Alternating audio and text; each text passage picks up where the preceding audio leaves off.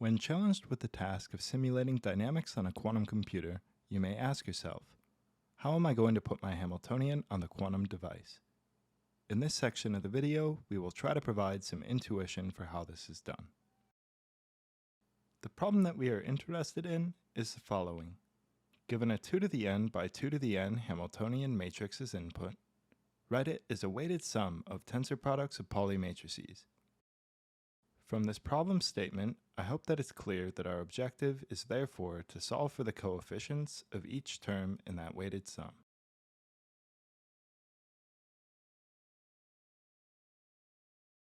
We'll develop a strategy for how to solve this problem by doing the following.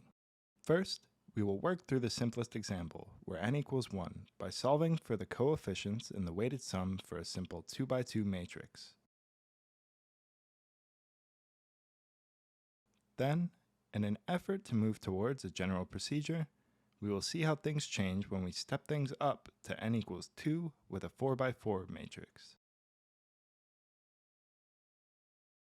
Finally, given the comparison between the two previous cases, we'll arrive at an approach for doing this when provided with any 2 to the n by 2 to the n matrix as input. This exercise is useful because the Pauli matrices are ubiquitous in quantum computing, as the 3 non-identity Pauli matrices correspond to common single-qubit gates. This makes them a perfectly suited basis for mapping our Hamiltonians into something that can be used by a qubit-based quantum computer. Before we look at how to use the Pauli matrices to decompose a matrix, it may be useful to first familiarize ourselves with how they act as single-qubit gates. In case you haven't seen them before, these are the 4 Pauli matrices that we will be working with. The 2 by 2 identity matrix, the Pauli X, Pauli Y, and Pauli Z.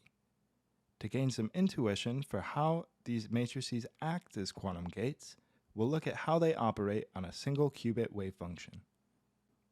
We will first look at the X gate.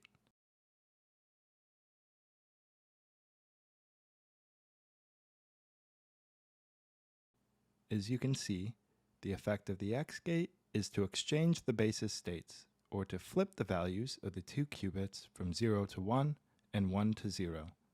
For this reason, it is commonly referred to as a bit flip gate.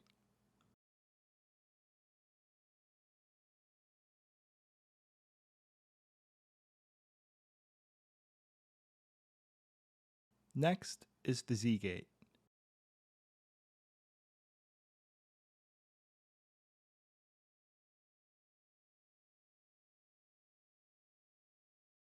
As you can see, the effect of this gate is to flip the sign of the phase or the coefficient for the 1 state, in this case changing it from a positive to a negative.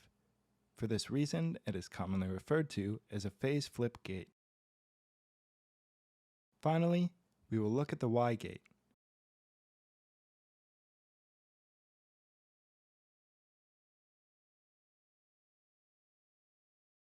As you can see, the operation of the Y gate is slightly more complex than the previous two.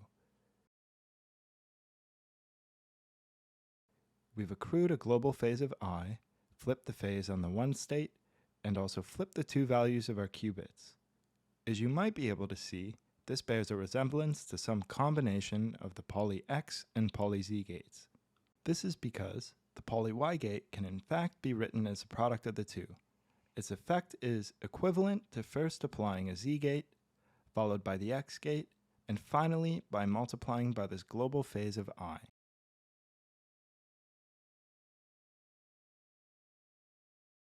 Now that we've gained some familiarity for how the Pauli matrices operate as quantum gates, we're just going to quickly emphasize some general properties, in that they are unitary, Hermitian, self-inverse, and the 3 non-identities are traceless. And now, without further ado, it's time to do some solving. Suppose we are given a Hermitian 2 by 2 matrix with the following matrix elements. We can write it as a weighted sum of the 4 Pauli matrices, where we are now representing each by its identifying index, I, X, Y,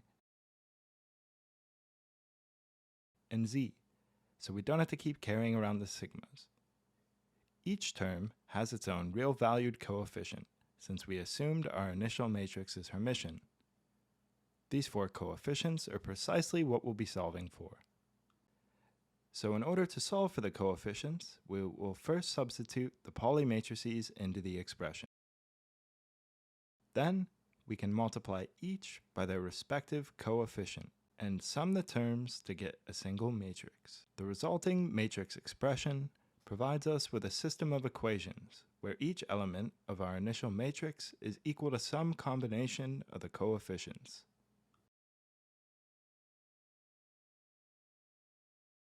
These resulting equations tell us how we can compute the weights for each term of our original Pauli sum from the elements of our input matrix. Now, that wasn't too terrible, but I'm sure you can imagine how much more time-consuming it would be with larger matrices. For example, let's consider the n equals 2 case for writing a 2-qubit Hamiltonian where we are given a 4x4 matrix as input.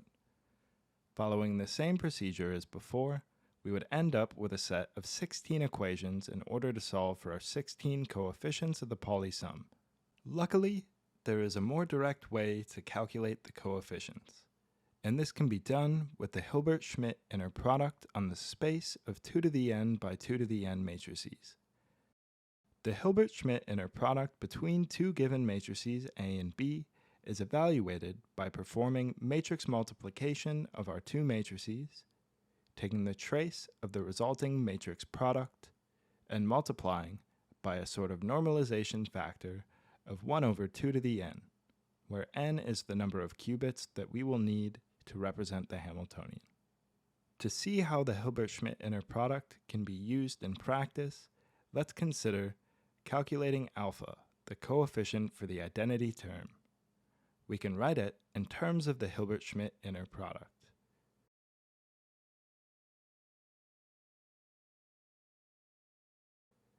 Then, we evaluate the matrix product. Take the trace and multiply by 1/2. Note that we get the same answer as before. Since that was so easy, let's do another. We can do this again for beta. We express it in terms of the Hilbert-Schmidt inner product. Then, we substitute our matrices in, evaluate the matrix product, take the trace, and multiply by our normalization factor.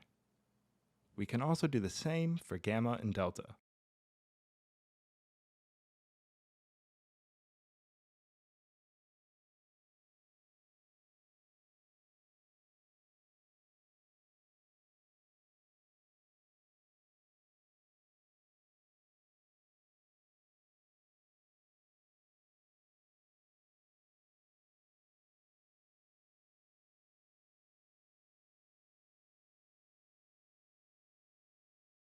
Now that we've done this a few times, it would be good to revisit our expression for the matrix A in terms of the Pauli matrices. We can concisely write this as a sum over the set of our 4 Pauli matrices, with each multiplied by a coefficient specific to that term.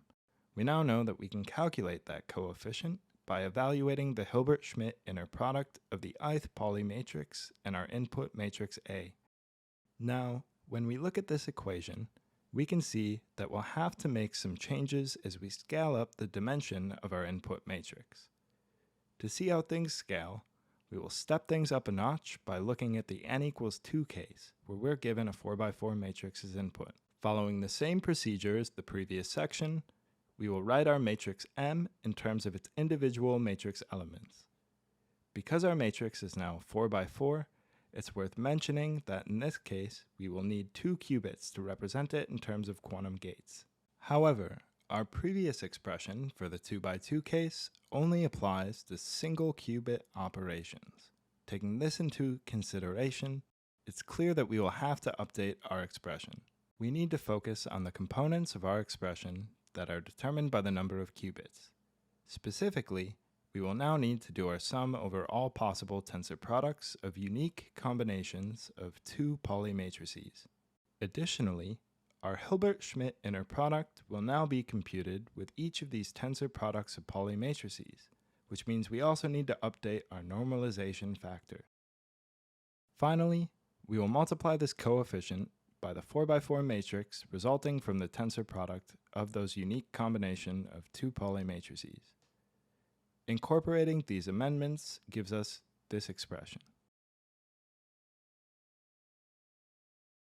As mentioned before, the sum over all possible unique tensor products of two Pauli matrices results in 16 terms, because each of the ith and jth Pauli matrices can take on 4 possible values. To see how to use this expression for the 2-qubit case, let's consider the calculation of the coefficient for the xz term. Let's first focus on getting the matrix product. To do this, we first evaluate the tensor product of sigma x and sigma z. Then matrix multiply this with our input matrix M. This gives us a single 4x4 matrix, which we can then use to evaluate the trace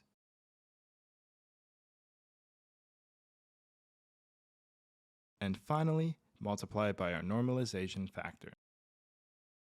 Now, that wasn't too bad. You would just have to do this 15 more times to arrive at our final result. You're welcome to do this by hand, but later in the video we will look at some Python that will implement everything for us. Now, our final task is to arrive at a general expression. To do this, let's first summarize what we've done so far. First, we looked at the simple case of a 2x2 matrix and how we can express it as a weighted sum of Pauli matrices. We then walked through a method to solve for the coefficients the hard way, by solving a system of equations.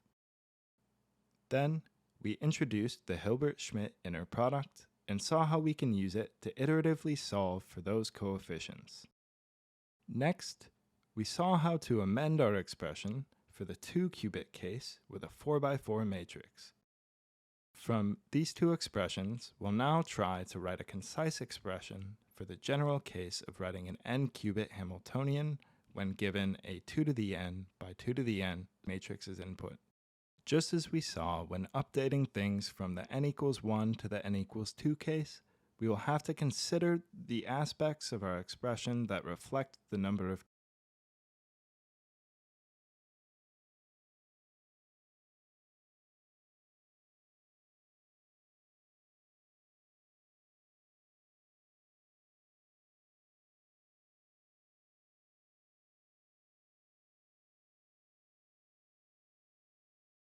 That is to say, we will now have to sum over all possible tensor products of unique combinations of n Pauli matrices.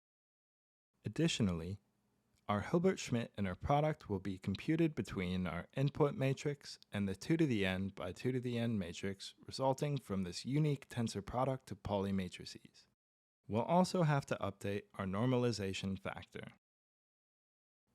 Finally, this coefficient will be multiplied by the 2 to the n by 2 to the n matrix resulting from our unique tensor product of Pauli matrices.